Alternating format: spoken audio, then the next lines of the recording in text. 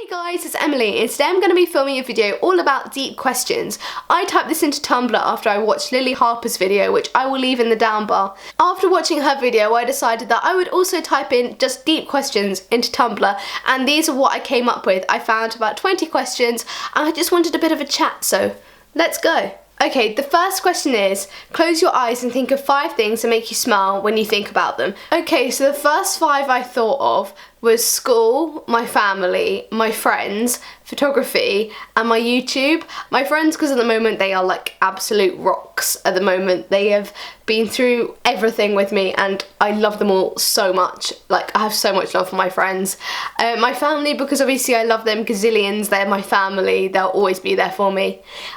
School, because at the moment, I don't know, I've kind of been loving school. Is that weird? And 4th, my YouTube, because obviously I love my YouTube channel. My YouTube channel is probably one of my favourite things that I ever started doing. My 5th one was photography because, as you guys know, I'm a photographer obsessor. I love photography. I love everything about it. I love the creative process. I love creating photography. I just love photography. I just love it. Question number 2 is, if your house was on fire and you had 60 seconds to leave, what would you take with you? The first thing I would grab is this teddy. This is Hinkley Bear.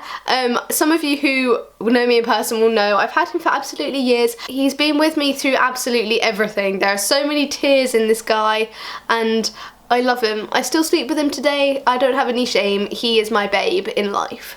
I think, to be honest, I just make sure that all my family was safe and all my family are out alive because they are so important. Like, I would never recover from losing one of them, so I think having them with me. Question number 3 is, when you're going to sleep and you can't get to sleep, what do you think about, which isn't, I can't get to sleep? I was talking to my friend Vicky about this morning, or like this afternoon, and I literally lie in bed, eyes open, staring at the ceiling, thinking about my life and trying to think about ways to solve the problems that I have in it, ways that I can make myself feel better, what's going right in my life. I literally just like have a therapy session to myself. 4, what is love to you? I think love is something that is unconditional. Someone will do absolutely anything for you, and there's times that they will do absolutely everything for you, and the times that they don't do everything for you are the times that you know that they don't love you. 5, what is the opposite of love? This really got me thinking. I don't know. I think the opposite of love is probably like destruction. Is that weird? Like destruction in the way of someone destroys everything. Like they destroy all your trust, all the love you ever had. Like they destroy everything and you don't think that they could ever have done what they did. And I think that is the opposite of love, is having everything taken away and the whole idea is just completely destroyed. 6, is it possible to love someone when you don't love yourself? Now, I'm kind of a believer of I've always like loved myself, and I've been quite lucky in that situation and that feeling because I've always been really happy with who I am and the person I am. And anyone who tells me that I'm not a nice person, quite frankly, you don't deserve to be in my life because I'm happy with who I am, so you don't deserve to have an input. I think it is possible for someone to love you if you don't love yourself, but I think it's harder and will take a longer time. But I don't know, I think I'm still a firm believer of if you love yourself, it's easier for someone to love you. 7, do you believe mutual attraction based on mutual hatred is possible? I have no clue what this question means. 8, is it better to have something amazing and lose it, or to never have anything to begin with? I could agree with the first one. I think it's better to have something amazing and lose it rather than never have it in the first place, because I'm a firm believer of you need to make the memories and everything's an experience. Just throw yourself into everything. So I think if you never jump the ledge, if you never jump over the hedge, you'll never know what's on the other side. Number 9 is, do you focus more on the past, the present, or the future?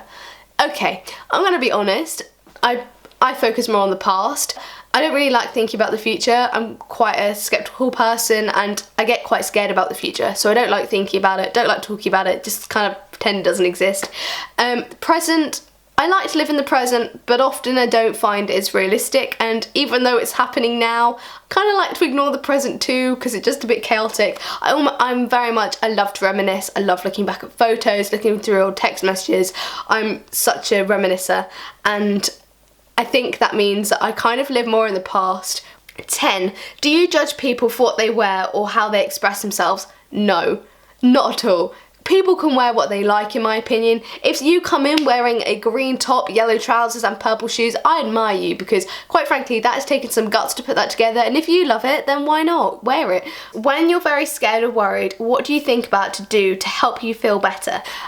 No, when I'm scared or worried, I try and surround myself with the best people possible. Currently I have a group chat going and there's 21 people in it. I love them all. I love that group chat because it never fails to make me smile, ever. And everyone's personalities bump off each other. Everyone gets annoyed at each other. Everyone laughs at each other. And it's just one of those chats that if I'm feeling nervous or upset or anxious or sad, I will message someone on the chat or one of my friends, and I know that they'll all be there for me, and I think that's the loveliest way to be. How do you feel about what happens after death? I feel like we come back as another person, because I often meet people and think, I'm sure I've met you in another life. Like, I recognise you, I recognise your personality, I just recognise you. And sometimes I do think that actually we come back as this different, unique person who, like a cat or a dog, I don't know, I feel like that would be so cool if that was to happen, and I would love that to happen. So I'm just going to believe that that happens because I want that to happen. Do you have any special or magical memories that stay with you? This is really hard.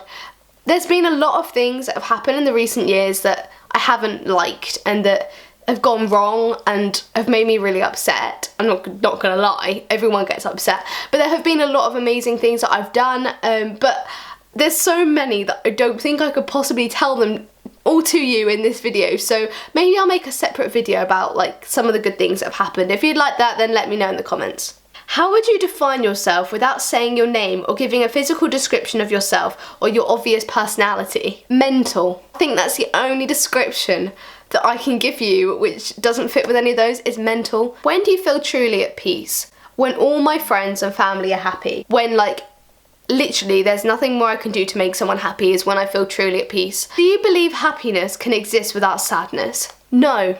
No, I can't. I think that happiness can only really exist after you felt something really sad.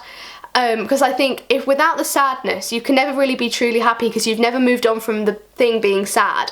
So if you've always been happy and you've never had anything bad happen to you, you can never be your happiest because you've never improved on the bad.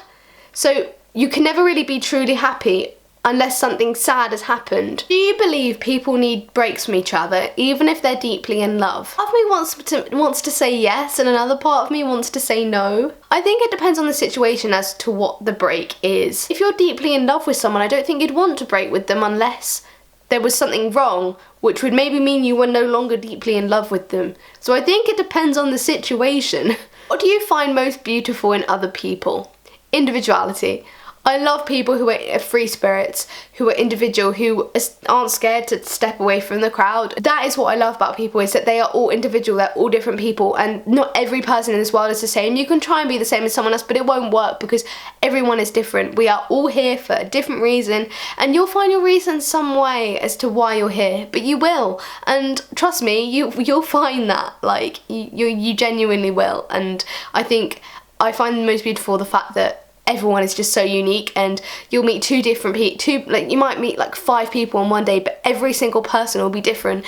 I really hope you guys enjoyed this video, and I will leave all the questions in the down bar, and I will also tag some people down there, so if you're a YouTuber then go down there and I might have like tagged you to film this. I really hope you guys enjoyed this video. If you did, please give it a big thumbs up and tell me in the comments what videos you'd like to see next. I'm a bit behind on filming merely because I've got a Saturday job now, which means that my life is crazy busy, and also like personal statements and everything is like due in the next week, and don't unsubscribe from me please, because that'll make me cry. Like, actually I will cry. And I will see you guys in my next video. Bye guys. The funny story I had about my little thing, I don't know what you'd call this, microphone type thing. Basically it was on my floor yesterday because it only arrived yesterday, and my mum came in my room and was like, Emily, what is that? And I was like, it's a camera microphone. Obviously, because that's what it is. She was like, it looks a bit like a vibrator. I just can't deal right now.